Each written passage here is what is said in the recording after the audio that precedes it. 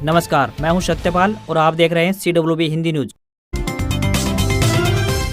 शक संवत 1946, विक्रम संवत 2081, आज माघ मास के शुक्ल पक्ष की एकादशी तिथि और दिन शनिवार है। तदनुसार अंग्रेजी तारीख 8 फरवरी सन 2025।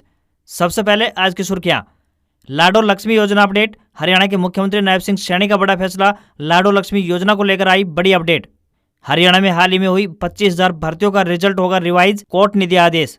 हरियाणा बोर्ड की DLED परीक्षा का रिजल्ट आ जाएगा। रीअपियर के लिए 9 से 14 तक कर सकते हैं आवेदन। हरियाणा में डंकी में भेजने वाले सभी एजेंटों की होगी गिरफ्तारी। SIT ने लिखा सभी SP को पत्र। RBI ने रेपो रेट में 0.25% की कटौती की। लोन सस्ते हो सकते हैं। मौजूदा EMI भी कम होगी। 5 साल बाद ब्याज दरें घटी। बताएंगे पूरी अपडेट। डॉक्टरों की खराब लिखावट पर भड़का हाईकोर्ट, कड़ा रुख अपनाते हुए दिए ये निर्देश। नीट UG के लिए मेडिकल एंट्रेंस एग्जाम 4 मई को किया जाएगा आयोजित। IBPS PO मेंस रिजल्ट जारी। 12 फरवरी तक डाउनलोड करें स्कोर कार्ड। 11 फरवरी से इंटरव्यू होंगे शुरू। हरियाणा निकाय चुनाव अपडेट। सिंबल पर नगर निगम और मेयर का चुनाव लड़ेगी कांग्रेस। साथ ही EVM का किया विरोध, कहा चाहिए बैलेट पेपर। और PM नरेंद्र मोदी 12 फरवरी से 2 दिन के अमेरिकी दौरे पर। ट्रंप ने इन्विटेशन भेजा। दोबारा राष्ट्रपति बनने के बाद पहली मुलाकात होगी। और अब खबरें विस्तार से। देश के कई राज्यों में शीतलहर की तीव्रता कम हो चुकी है, लेकिन बारिश और तेज हवाओं का असर अब भी बना हुआ है। हरियाणा में भी मौसम का मिजाज बदला हुआ है। भारतीय मौसम विभाग यानी IMD के अनुसार आज यानी 8 फरवरी को प्रदेश के न्यूनतम तापमान में 2 से 3 डिग्री सेल्सियस की बढ़ोतरी हो सकती है और यह 10.71 डिग्री सेल्सियस तक पहुंच सकता है, जबकि अधिकतम तापमान 25.54 डिग्री सेल्सियस रहने की संभावना जताई गई है। वहीं 9 फरवरी को न्यूनतम तापमान 12.65 डिग्री और अधिकतम तापमान 27.28 डिग्री सेल्सियस तक रिकॉर्ड किया जा सकता है। इसी तरह 10 फरवरी को न्यूनतम तापमान 13.43 डिग्री और अधिकतम 28.17 डिग्री सेल्सियस तक पहुंच सकता है। इस तरह आने वाले दिनों में ठंड कम होगी और गर्मी का दौर धीरे धीरे शुरू हो जाएगा। आमतौर पर प्रदेश भर में मौसम 12 फरवरी तक खुश्क बना रहेगा। इस दौरान बीच बीच में हवाओं में बदलाव देखा जा सकता है तथा 8 व 9 फरवरी को राज्य के ज्यादातर इलाकों में बीच बीच में आंशिक बादलवाई रहने से दिन के तापमान में हल्की गिरावट आने की संभावना है। इस दौरान राज्य के कुछ एक इलाकों में अल सुबह व देर रात्रि धुंध छाई रह सकती है। डिस्ट्रिक्ट एंड सेशन जज सिरसा में जनरेटर ऑपरेटर, लिफ्ट ऑपरेटर व स्टेनोग्राफर के पदों पर भर्ती के लिए आवेदन मांगे गए हैं। ये भर्तियां 6 महीने के लिए एडॉग या फिर रेगुलर आधार पर की जाएंगी। जो भी उम्मीदवार इन पदों के लिए इच्छुक हैं वह अपने आवेदन भेज सकते हैं। पुरुष या महिला दोनों उम्मीदवार इसके लिए एप्लीकेबल होंगे। वह अपने आवेदन भारतीय डाक के माध्यम से भेज सकते हैं। लिफ्ट ऑपरेटर के पदों के लिए उम्मीदवार 10वीं पास होने चाहिए, तो वहीं इलेक्ट्रीशियन ट्रेड में ITI धारक भी होने चाहिए तथा उसे 2 साल का कार्य अनुभव होना चाहिए। साथ ही जनरेटर ऑपरेटर के लिए पदों के उम्मीदवार 10वीं पास, जनरेटर या डीजल इंजन ट्रेड में ITI धारक होने चाहिए। साथ ही उन्हें 2 साल का कार्य अनुभव होना चाहिए। वहीं स्टेनोग्राफर के पदों की बात करें तो इन पदों के लिए उम्मीदवार स्नातक पास होने चाहिए तथा उन्हें कंप्यूटर का ज्ञान होना चाहिए तथा अंग्रेजी स्टेनोग्राफी में 80 शब्द प्रति मिनट की गति होनी चाहिए। किसी भी वर्ग के उम्मीदवारों को कोई भी आवेदन शुल्क जमा नहीं करना होगा। न्यूनतम आयु 18 वर्ष और अधिकतम आयु 42 वर्ष तय की गई है। आवेदन करने की आखिरी तारीख 16 फरवरी 2025 है।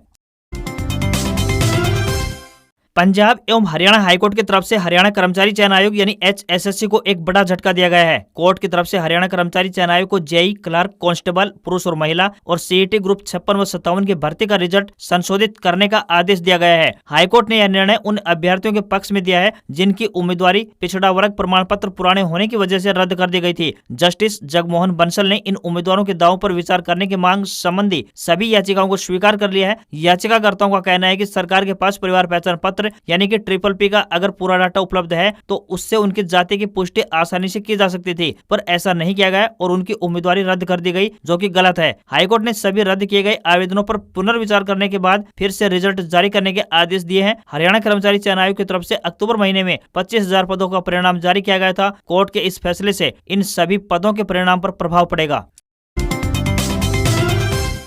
पंजाब एंड हरियाणा हाईकोर्ट ने डॉक्टरों के लिखावट को लेकर बड़ा रुख अख्तियार किया है और इसे सुधारने के लिए आवश्यक कदम उठाने के भी निर्देश जारी किए हैं। कोर्ट ने डॉक्टरों की लिखाई को आश्चर्यजनक और भयावह करार देते हुए कहा कि कंप्यूटर युग में भी ऐसी स्थिति होना बेहद ही चिंता भरी बात है। हाईकोर्ट ने यह निर्देश एक मामले की सुनवाई के दौरान दिया जब एक मेडिकल लीगल रिपोर्ट में लिखी गई जानकारी यानी कि MLR इतनी अस्पष्ट और अपठनीय थी कि उसे पढ़ना बिल्कुल असंभव नजर आ रहा था। कोर्ट ने इस पर हैरानी जताते हुए कहा कि आधुनिकता के इस युग में भी सरकारी डॉक्टर मेडिकल हिस्ट्री और डिस्क्रिप्शन को हाथ से लिखते हैं, और वह भी इतनी खराब लिखावट में कि उसे शायद ही कोई समझ सके। जस्टिस पुरी ने कहा कि अक्सर यह देखने में आता है कि मेडिकल पर्ची इस तरह लिखी जाती है जिसे केवल कुछ ही डॉक्टर या फिर कुछ ही केमिस्ट समझ पाते हैं। कोर्ट ने कहा है कि सिर्फ हरियाणा और पंजाब ही नहीं बल्कि चंडीगढ़ में भी यह व्यापक समस्या बनी हुई है। साथ ही कोर्ट ने यह भी स्पष्ट किया कि यह सुधार केवल सरकारी डॉक्टरों तक ही सीमित नहीं रहेगा बल्कि निजी डॉक्टरों पर भी लागू होगा। पंजाब, हरियाणा और चंडीगढ़ में सभी डॉक्टरों के लिए यह अनिवार्य किया जाएगा कि ऐसी लिखावट में डिस्क्रिप्शन और मेडिकल नोट्स लिखें जो आसानी से पढ़ी और समझी जा सके।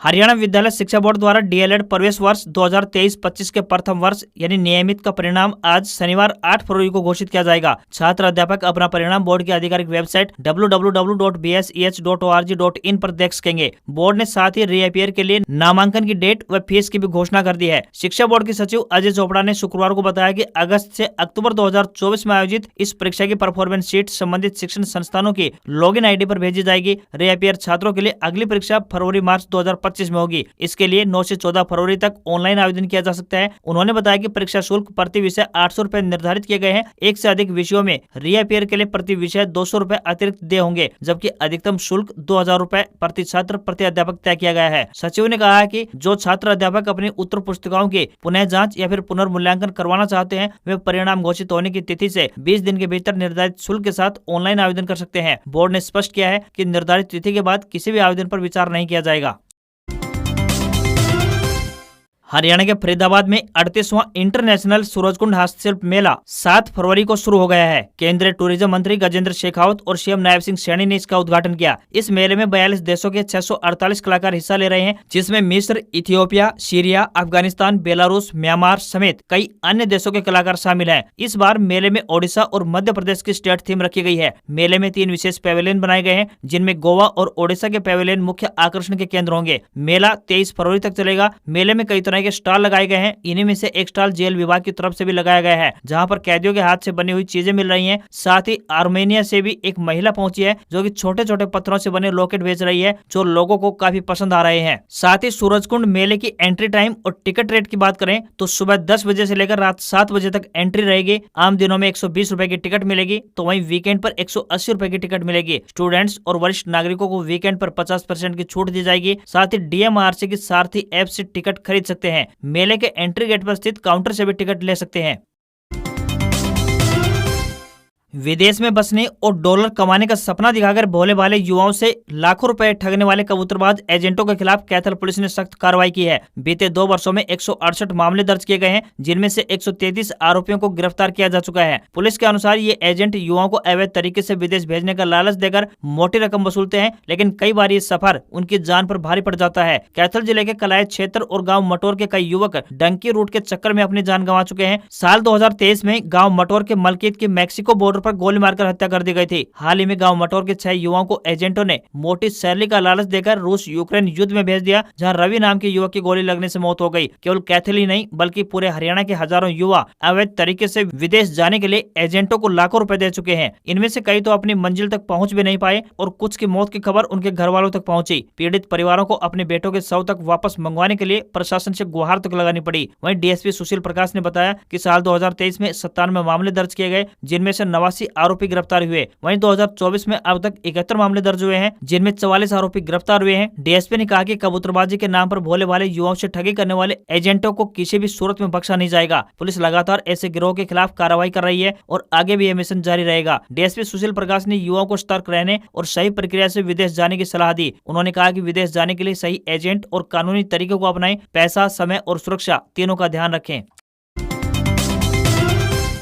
हरियाणा सरकार के आदेश पर तबादला एक्सप्रेस चली है। 12 आईएएस और 67 एचसीएस अधिकारियों के अलावा 11 आईपीएस का ट्रांसफर हुआ है। यह बदलाव तत्काल प्रभाव से लागू होंगे। खास बात यह है कि ऊर्जा एवं परिवहन मंत्री अनिल विज की नाराजगी के बाद अंबाला की एएसपी सृष्टि गुप्ता और एचसीएस अधिकारी वीरेंद्र सिंह सहरावत का भी ट्रांसफर कर दिया गया है। वीरेंद्र सहरावत को अंबाला से हटाकर एडिशनल लेबर कमिश्नर और हरियाणा ट्रेडर्स वेलफेयर बोर्ड का सचिव नियुक्त किया गया है। इसके साथ ही ट्रांसपोर्ट कमिश्नर सीजी रजनीकांत का भी ट्रांसफर हुआ है। उनकी जगह पर दुष्यंत बेहरा को जगह दी गई है। अनिल विज ने आरोप लगाते हुए कहा था कि अंबाला विधानसभा चुनाव के दौरान कुछ अधिकारियों ने उन्हें हराने की साजिश रची थी। अनिल विज ने जब इस संबंध में सरकार को पत्र लिखकर कार्रवाई करने को कहा था, लेकिन जब 100 दिन बीत जाने के बावजूद भी कोई कार्रवाई नहीं हुई तो उन्होंने सीएम नायब सिंह सैनी के खिलाफ मोर्चा खोल दिया था। वहीं इस ट्रांसफर लिस्ट में राज्यसभा सांसद किरण चौधरी का फोन नहीं उठाने वाले बाडड़ा एसडीएम सुरेश कुमार का भी नाम शामिल है। उनका रतिया ट्रांसफर कर दिया गया है। उनकी जगह पर जगदीश चंद्र बाडड़ा के नए एसडीएम होंगे। 2007 बैच के आईपीएस पंकज नैन और पावरफुल हो गए हैं। उन्हें प्रमोशन पर सीएमओ का विशेष अधिकारी नियुक्त किया गया है।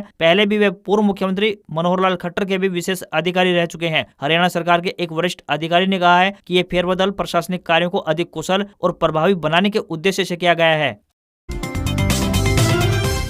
हरियाणा परिवहन विभाग ने रेवाड़ी जिले को अच्छी खुशखबरी सुनाई है। यहाँ शहर में नए बस स्टैंड निर्माण के लिए रोडवेज ने पीडब्ल्यूडी विभाग को बजट जारी कर दिया है। अब पीडब्ल्यूडी की ओर से जल्द ही टेंडर प्रक्रिया शुरू की जाएगी। यदि इसी महीने टेंडर लगता है तो अप्रैल से बस स्टैंड निर्माण कार्य शुरू हो जाएगा। यदि सिंगल बिड मिली तो फिर टेंडर प्रक्रिया में ज्यादा समय लग सकता है। टेंडर देने के लिए कम से कम 2 फर्म के आवेदन आने जरूरी है, जिनमें से सस्ते में लेने वाली फर्म को टेंडर दिया जाएगा। बता दें कि साल 2008 में तत्कालीन मुख्यमंत्री भूपेंद्र सिंह हुड्डा ने रेवाड़ी शहर में नए बस स्टैंड के निर्माण की घोषणा की थी और अब 16 साल बाद इसका निर्माण कार्य शुरू हो रहा है। इसके निर्माण को लेकर प्रदेश सरकार ने पिछले दिनों 65.32 करोड़ रुपए का बजट स्वीकृत किया था। अभी वर्तमान में जो बस स्टैंड है वहां बरसात के सीजन में बड़ी समस्या खड़ी हो जाती है। यहाँ बस स्टैंड परिसर में जलभराव हो जाता है, जिससे बस स्टैंड पर पहुंचते समय यात्रियों को खासी परेशानी झेलनी पड़ती है। नए बस स्टैंड का निर्माण करते समय इस बात का विशेष ख्याल रखा जाएगा, जिससे कि पानी की निकासी के लिए ड्रेनेज सिस्टम लगे होंगे। वर्तमान में बस स्टैंड शहर के बीचों बीच स्थित है। शहर की लाइफलाइन सर्कुलर रोड पर बस अड्डे के कारण शहर में जाम लगा रहता है, जिससे कि लोगों को काफी परेशानी होती है। लंबे रूटों पर चलने वाली बसों को बस स्टैंड तक आवागमन करने में भी खासी दिक्कत का सामना करना पड़ता है। बस अड्डे के साथ ही नाईवाली चौक, झज्जर चौक, धारूहेड़ा चुंगी एरिया से निकलना काफी मुश्किल हो जाता है, जिससे कि रोडवेज बसें फंसकर खड़ी हो जाती हैं तो कभी जाम का खुद भी कारण बनती हैं।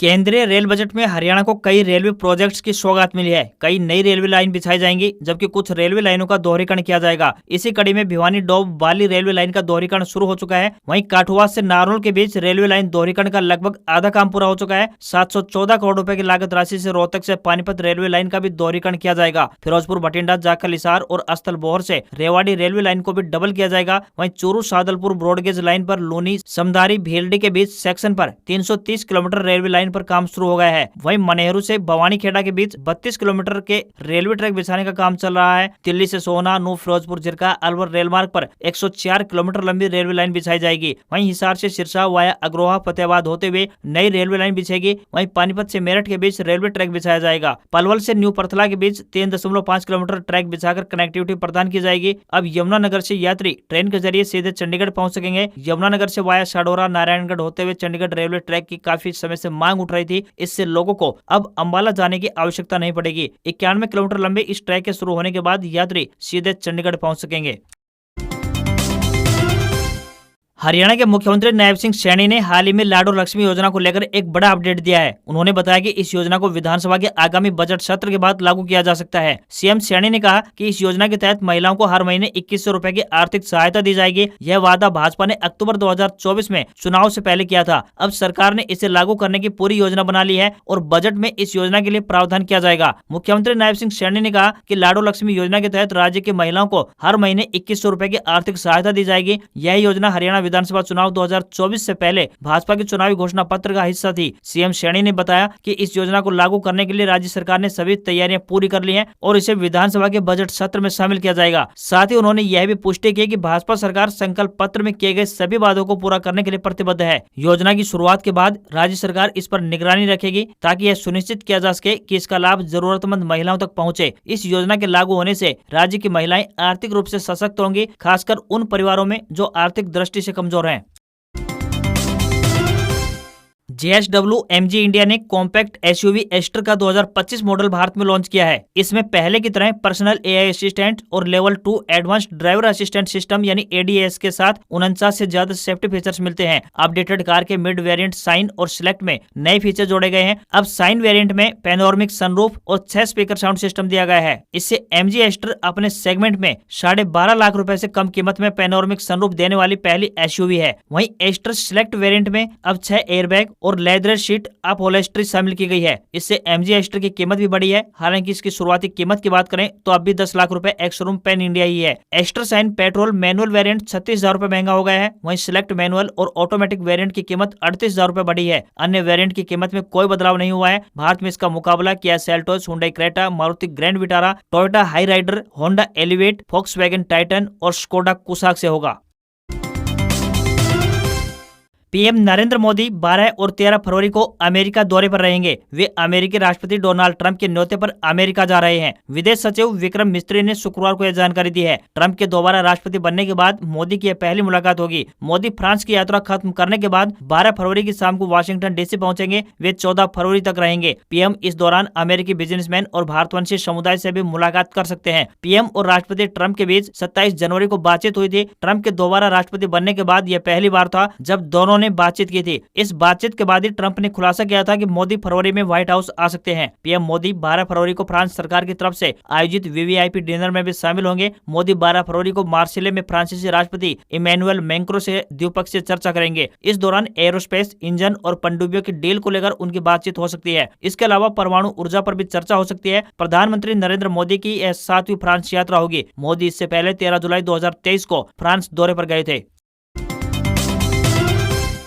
रिजर्व बैंक ऑफ इंडिया ने करीब 5 साल बाद ब्याज दरों को 6.5% से घटाकर 6.25% कर दिया है। अब आपके सभी लोन सस्ते हो सकते हैं और EMI भी घटेगी। RBI गवर्नर संजय मल्होत्रा ने सुबह 10 बजे मॉनेटरी पॉलिसी कमेटी यानी MPC में लिए गए फैसलों की जानकारी दी। रेपो रेट घटने के बाद बैंक भी हाउसिंग और ऑटो जैसे लोन्स पर अपनी ब्याज दरें कम कर सकते हैं। ब्याज दरें कम होंगी तो हाउसिंग डिमांड बढ़ेगी। ज्यादा लोग रियल एस्टेट में निवेश करेंगे। बता दें कि लोन की ब्याज दरें 2 तरह की होती हैं, फिक्स्ड और फ्लोटर। फिक्स्ड में आपके लोन पर ब्याज दर शुरू से लेकर आखिर तक एक जैसी बनी रहती है। इस पर रेपो रेट में बदलाव का कोई फर्क नहीं पड़ता। वहीं फ्लोटर में रेपो रेट में बदलाव का आपके लोन की ब्याज दर भी फर्क पड़ता है। ऐसे में अगर आपने फ्लोटर ब्याज दर पर लोन लिया है तो EMI भी घट जाएंगी। बता दें कि RBI जिस ब्याज दर पर बैंकों को लोन देता है उसे रेपो रेट कहते हैं। रेपो रेट कम होने से बैंक को कम ब्याज पर लोन मिलेगा, तो साथ ही बैंकों के लोन सस्ता मिलता है, तो वो अक्सर इसका फायदा ग्राहकों को पास कर देते हैं। यानी बैंक भी अपनी ब्याज दरें घटा देते हैं। हालांकि ये कटौती 1 से 2 महीने में की जाती है। हफ्ते के आखिरी कारोबारी दिन भारतीय शेयर बाजार में गिरावट देखने को मिली। सेंसेक्स 197 अंक की गिरावट के साथ 77,860 के स्तर पर बंद हुआ। निफ्टी 43 अंक लुढ़क कर 23,559 के स्तर पर बंद हुआ। सेंसेक्स के 30 शेयरों में से 13 में तेजी और 17 में गिरावट देखने को मिली। निफ्टी के 28 शेयरों में तेजी और 23 में गिरावट रही। बाजार को गिराने में ICICI बैंक, ITC, रिलायंस और HDFC बैंक की प्रमुख भूमिका रही, जबकि Airtel, Kotak Mahindra bank, Mahindra and Mahindra, Tata steel और जोमेटो ने बाजार को ऊपर बरकरार रखने की कोशिश की। 10 ग्राम 24 कैरेट सोने के दाम 86 रुपए बढ़कर 84,699 रुपए पर पहुंच गए हैं। तो वहीं 1 किलो चांदी की कीमत 629 रुपए बढ़कर 95,391 रुपए प्रति किलो पहुंच गई। दिल्ली में 10 ग्राम 22 कैरेट सोने की कीमत 79,450 रुपए और 10 ग्राम के 24 कैरेट सोने की कीमत 86,660 रुपए पहुंच गई है। आज खबरों में इतना ही। देखते रहिए आपका अपना हरियाणा का सबसे बेहतरीन news channel CWB Hindi news. नमस्कार। इसी आशा के साथ आपका दिन शुभ रहे।